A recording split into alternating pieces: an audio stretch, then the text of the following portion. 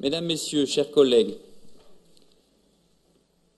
dimanche 23 et 30 mars, nos concitoyens ont choisi celles et ceux qui, pour les 6 années à venir, géreront les municipalités de France et donc de Haute-Normandie.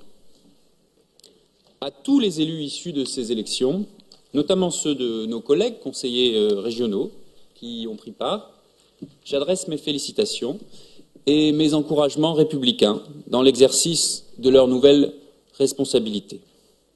Qu'ils soient assurés de ma disponibilité et de mon écoute. De ces élections, qui ont naturellement une dimension régionale, découlent quelques satisfactions et surtout 2 grandes inquiétudes. Les satisfactions ont été peu relayées alors qu'elles sont notables. Grâce à la loi du 17 mai 2013, votée par la gauche, pas par la droite, les minorités siégeront désormais dans les conseils municipaux des communes de plus de 1000 habitants, ainsi qu'au sein des instances intercommunales. C'est positif pour notre démocratie. Dans le même temps, toujours grâce à la même loi, pas moins de 16 000 nouvelles femmes conseillères municipales ont été élues, faisant ainsi progresser la féminisation de plus de 20%. Même si beaucoup reste à faire, il s'agit là encore d'un progrès démocratique. Enfin, les conseillers communautaires ont été élus au suffrage universel direct par fléchage. C'est la première fois et cela va dans le bon sens. Satisfaction donc, mais surtout inquiétude. 2 inquiétudes qui, je le souhaite, doivent être partagées par tous les républicains. La première se nomme l'abstention. Elle s'est élevée à près de 38%. Dans certaines communes, notamment Le Havre, elle était de plus de 50%. C'est un triste record dans l'histoire de la Ve République.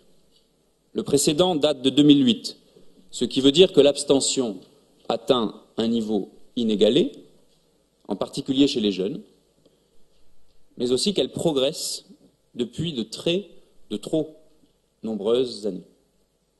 Et personne, ni à gauche, ni à droite, ne peut s'exonérer de sa part de responsabilité dans cette situation. Elle doit tous nous inviter à la prudence et à la modestie. La seconde inquiétude concerne la montée de l'extrême droite. Là encore, elle ne date pas d'hier. Ceux qui voudraient nous expliquer que le Parti socialiste en est le seul responsable oublient, peut-être un peu rapidement, les près de 18% de Madame Le Pen au premier tour des dernières élections présidentielles, un débat sur l'identité nationale, des discours, Grenoble, Dakar, une circulaire, Guéant, et une certaine ambiguïté qu'entretiennent toujours certains, pas tous heureusement, responsables et courants de l'UMP vis-à-vis du FN. Abstention record, extrême droite qui perce et, appelons un chat, défaite, échec, sans appel, de toute la gauche. Le vote des 23 et 30 mars est d'abord un vote d'impatience, d'inquiétude, de colère aussi. Nous devons faire plus vite, plus loin, plus fort, plus efficace et toujours en gérant sérieusement l'argent public. Plus vite dans le redressement des comptes publics que la droite a laissé 10 ans dériver. Plus loin dans la justice sociale et les services publics que la droite a cassés. Plus fort dans la transition énergétique, le réarmement de notre appareil productif et de notre industrie que la droite avait abandonné. Plus efficace dans la lutte contre le chômage, priorité des priorités, chômage que la droite n'a pas su, en 10 ans, endiguer. Le message que nous ont adressé nos concitoyens est clair. Nous devons pleinement le prendre en compte, au plan national, mais aussi au plan local. Nous devons entendre et agir. Au plan national, un nouveau Premier ministre et son gouvernement ont été nommés.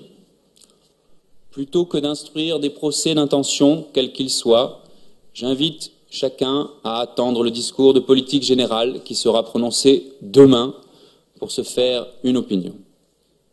C'est la règle de notre République. Mais nous devons aussi entendre et agir au plan local. Cela commence par notre façon d'exercer nos responsabilités publiques.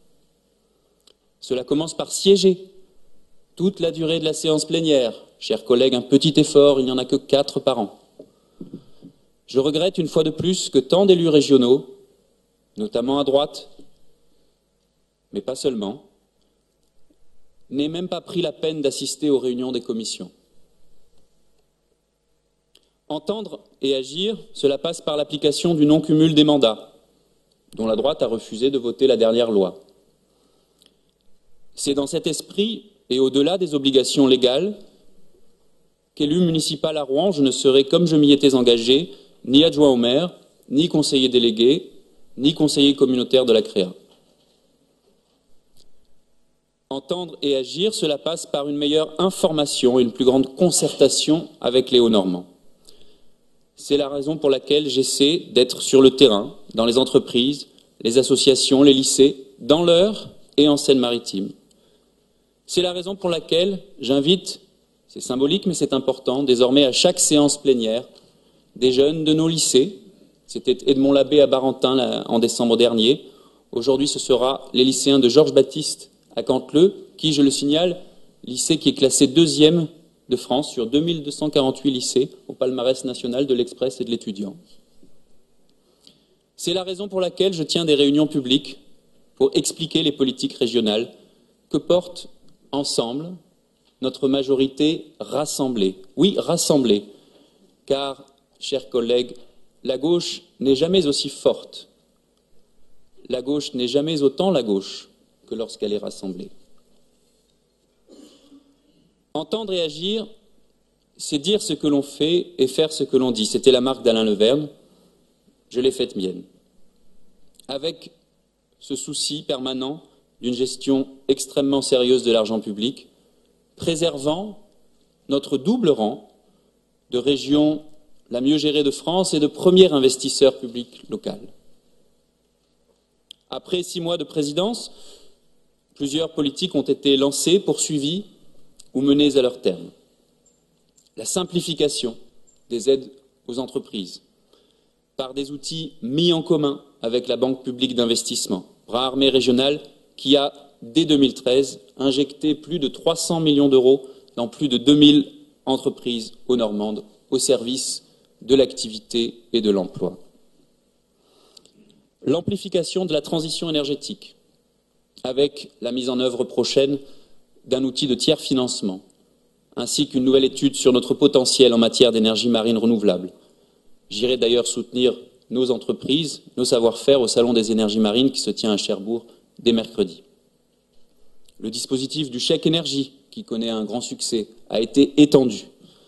Avec de nombreux parlementaires et élus locaux, nous sommes intervenus pour soutenir le projet WIN, demander l'attribution rapide du parc éolien en mer du Tréport, relancé par la gauche. Au chapitre de la formation, nous avons obtenu le premier label français dans le domaine des énergies, campus des métiers et des qualifications. Là encore, c'est une pierre de plus dans l'édifice que nous bâtissons pour faire de la Haute-Normandie, c'est mon ambition, l'une des premières éco-régions de France. J'y reviendrai. Des avancées importantes ont également été confirmées sur les grands dossiers stratégiques. La ligne nouvelle Paris-Normandie, la LNPN, le contournement est de Rouen, la ligne Serqueux-Gisors sont désormais des priorités locales, bien sûr, mais aussi, et c'est nouveau, nationales. Sur la LNPN, j'ai obtenu que mes collègues de Basse-Normandie et d'Île-de-France s'engagent financièrement avec nous pour apporter leur soutien aux études, mais également aux premiers travaux. Avec mes homologues des départements de Seine-Maritime et de l'Eure, nous avons décidé de conforter l'action décisive du 276 en faveur de tous les territoires. Nous avons arrêté le principe d'une nouvelle génération de contrats pour la période 2014-2020 ciblée autour de quelques priorités clairement identifiées qui contribueront à assurer à tous les Hauts-Normands un accès à des services publics de proximité et de qualité dans les territoires. La concertation est en cours dans l'Eure et elle le sera très prochainement en Seine-Maritime. Avec la future métropole rouennaise, la démarche, là encore, de simplification du qui fait quoi, notamment en matière économique, est d'ores et déjà lancée. Enfin, j'ai souhaité mettre rapidement en place une politique de rayonnement et d'attractivité, en allant soutenir nos entreprises à l'international, en rencontrant un certain nombre d'investisseurs et d'ambassadeurs étrangers, pour valoriser nos atouts, nos savoir-faire. Notre action autour des grands événements, l'Armada, Normandie impressionniste, les concerts gratuits de la région, ou des grands équipements comme l'Opéra, a été renforcée. Et je serai avec mes collègues élus de notre région dès demain à Paris pour vendre la destination touristique aux Normandes. Mes chers collègues, entendre et agir, c'est aller plus loin dans nos priorités, l'emploi, la formation, la transition énergétique, les grandes infrastructures, les services publics, le rayonnement de notre région. C'est la raison pour laquelle j'ai souhaité que cette séance plénière illustre à la fois nos objectifs, nos ambitions, nos priorités, et en même temps la prise en compte du message que nous ont adressé nos concitoyens il y a une semaine. L'emploi, en particulier celui des jeunes, est notre priorité numéro 1. Je l'ai dit dès ma première intervention comme président.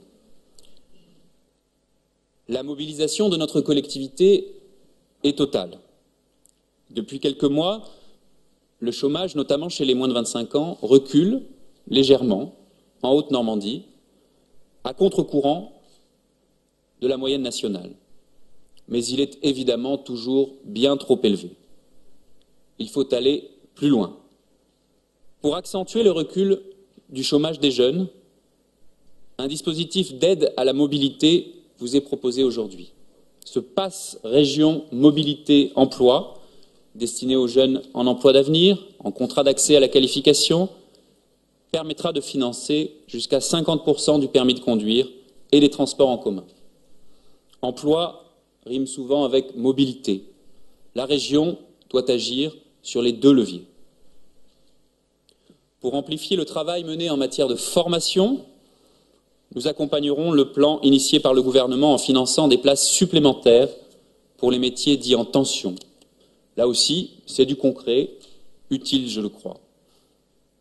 Au titre de la transition énergétique, nous allons nous prononcer sur un programme ambitieux, volontaire, d'aide en faveur de l'électromobilité. Il permettra d'agir sur les infrastructures de recharge et sur l'acquisition de véhicules par les particuliers, mais aussi les entreprises, les associations, les lycées et les collectivités. C'est à vrai dire autant une affaire de transition énergétique que de Made in France ou Made in Haute-Normandie quand on sait où sont produits les moteurs 100% électriques français. Dans un autre secteur stratégique, celui du numérique, la région est aussi à l'impulsion en posant aujourd'hui les bases d'une nouvelle filière d'avenir, avec les entreprises qui en sont le ferment et qui l'ont souhaité.